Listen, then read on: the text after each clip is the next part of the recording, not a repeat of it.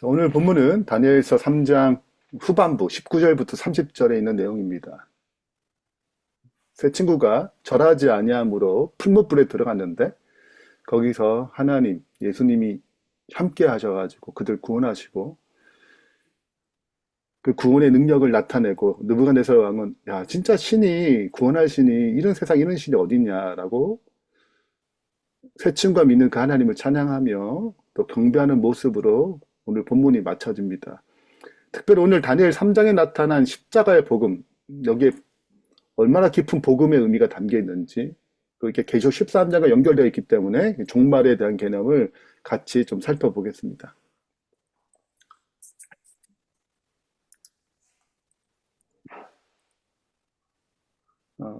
느부갓네살 고백하죠. 이같이 사람을 구원할 다른 신이 없습니다. 근데 이 말이 굉장히 뭐와 비슷하냐면 사도행전 4장 12절과 비슷합니다. 다른 이로서는 구원을 받을 수 없나니 천하 사람 중에 구원을 받을 만한 다른 이름을 우리에게 주시니 없음이라 하였더라. 그래서 여기에 무엇이 담겨 있냐면 복음에 대한 가치가 담겨 있어요.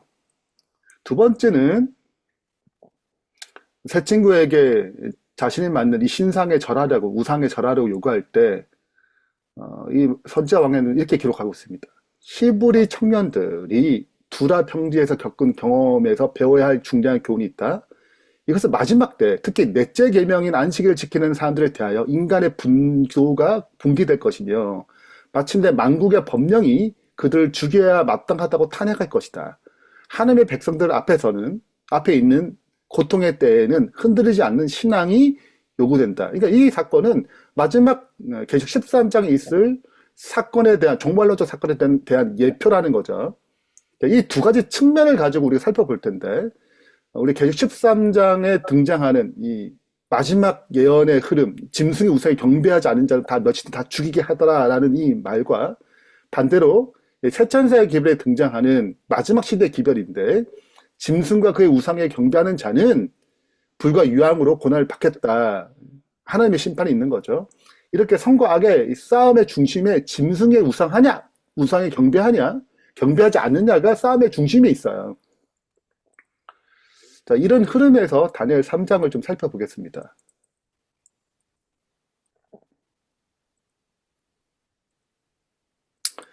자, 먼저 풀무불 속에 나타난 그 예수님의 임재와 구원에서 십자가 구원의 예표를 보는 것입니다. 본문을 살펴보면 세 사람이 사드락, 메삭, 아벤느고가 결박된 채 이제 맹렬하게 타는 풀무불 가운데 떨어지죠.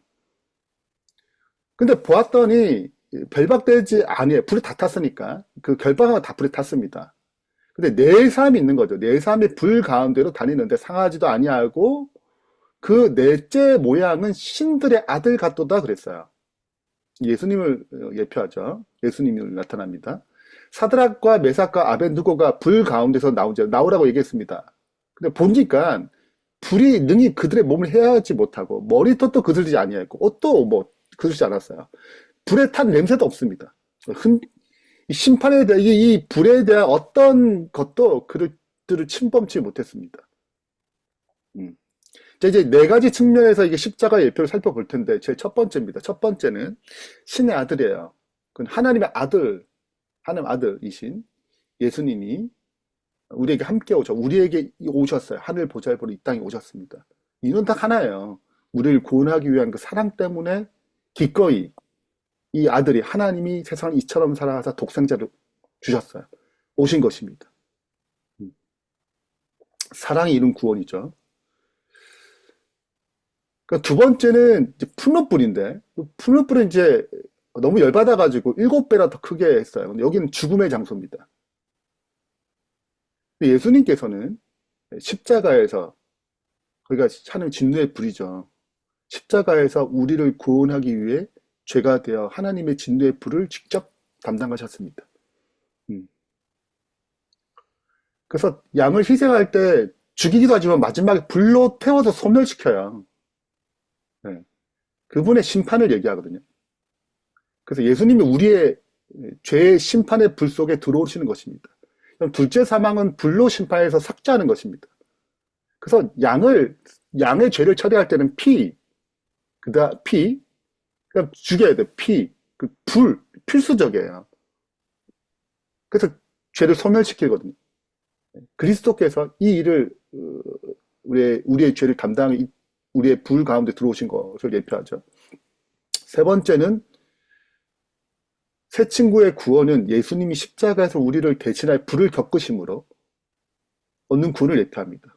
근데 어떤 상처도 입지 않았어요. 마땅히 죽어야 되는데, 죽음의 장소인데, 그는 죽지 않았습니다. 예수님 때문이죠.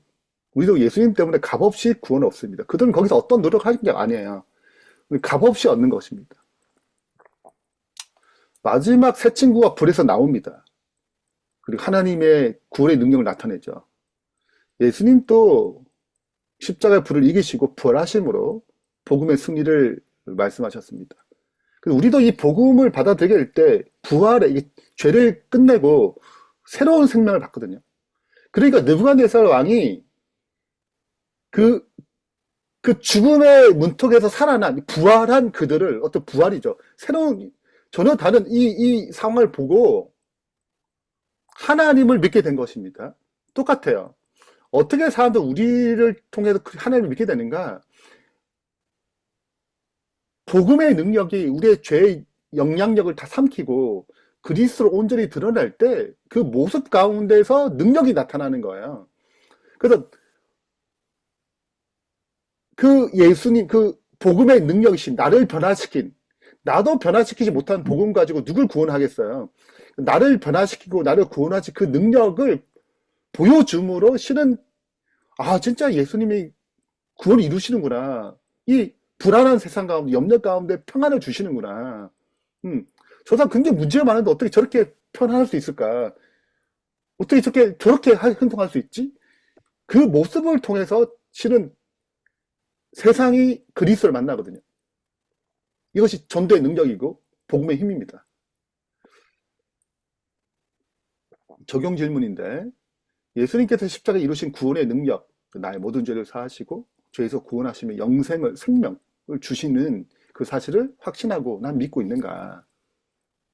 두 번째는 그 예수님이 함께할 때, 동행할 때 인생의 모든 불이 오잖아요. 그 모든 불에서 이길 수 있음을 믿는가? 모든 시련에서. 두 번째는 종말론적인 예표입니다. 다니엘 3장에서는 이제 바벨론에서 우상을 경배하도록 요구하죠. 경배하지 않으면 죽음을 오는데 다니엘 세 친구가 거절합니다. 하나님께 경배한다고 그래요. 하나님 거기 나타나심으로 예수님이 거기 임재하심으로 그들을 구원하십니다. 계시록 13장 또 동일한 역사예요. 계시록 13장은 영적 바벨론을 얘기합니다. 영적 바벨론, 집합체거든요. 우상, 짐승의 우상에 경배하도록 요구합니다. 그렇지 않으면 경배하지 않는데 너희들은 다 죽인다고 얘기했어요. 남은 자들이 거절하죠. 그게 계시록 14장의 백성인데 그 남은 자들이 거절합니다. 그들은 하나님의 계명과 예수의 믿음을 지키는 자예요. 실은 우리의 힘으로 승리할 수 없습니다. 왜냐하면 다니엘 세 친구의 그 불 속에서 이길 수 있었던 이유는 주님이 함께해서 그래요. 근데 하나님 편에 선택할 때 역사가 일어나거든요. 그분의 편에 선택할 때 역사가 일어납니다. 그러니까 우리가 자꾸 누구의 편을 선택해야 돼요? 그분의 편을 선택해야 돼요. 그러면 그분의 능력이 나타나고 그분의 통해서 우리 승리할 수 있는 것입니다. 예수는 우리의 시련 가운데 우리를 버리지 않으세요. 그분의 임재가 승리의 열쇠임을 우리 기억할 필요가 있습니다. 마지막으로 이 선지자 왕이 풀무불의 사건의 제일 마지막 부분입니다. 사드락과 메삭과 아벳느고의 시대처럼 주께서는 세상 역사의 마지막 시대에도 의를 위하여 확고부동하게 서는 사람들을 위하여 능력 있게 일하실 것이다. 히브리 청년들과 함께 극렬히 타는 풀무 가운데 행하셨던 주님께서는 저희가 어느 곳에 있든지 당신의 추종자들과 함께 계실 것이다. 주님의 한결같은 임재가 위로가 되고 지지가 될 것이다. 주님의 한결같은 임재가 위로가 되고 지지가 된대요. 환난의 때, 곧 개국 이래로 없었던 환난의 때에도 당신의 택하신 사람들은 확고부동하게 설 것이다. 사탄이 모든 악의 군대와 합세할지라도 성도들 중에, 하는 성도들 중에 가장 연약한 사람도 멸할 수 없다.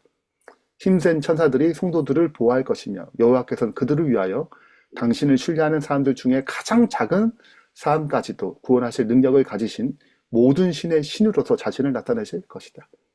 이 약속 붙잡고 우리 주님의 임재 가운데 살아가는 주님의 신실한 백성 되길 바라면서 말씀 마치겠습니다.